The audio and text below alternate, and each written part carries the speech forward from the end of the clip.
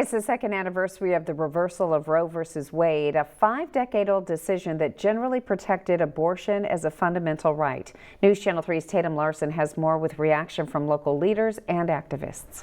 I don't see how the lack of respect for 50% of the population and it's being thrown away, not respecting the fact that as smart women we can make decisions about our own bodies. The president of the Democratic Women of the Desert says the issue of abortion rights is personal. I had a daughter, I was married, and was attending college, and I felt sick.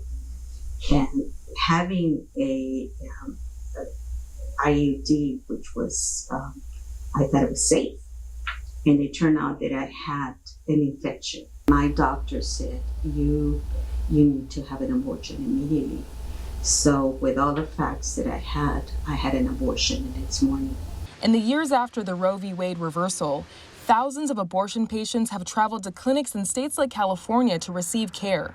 According to the Guttmacher Institute, the number of interstate abortion patients doubled in 2023 compared to 2020. In a statement, the chief medical officer of Planned Parenthood of the Pacific Southwest said that their branch is stepping up to serve patients from neighboring states with restrictive bans, expanding access to abortion care, and investing in patients' navigation efforts to help people overcome logistical barriers. Are we saying it's women's rights? Are we saying we're protecting life?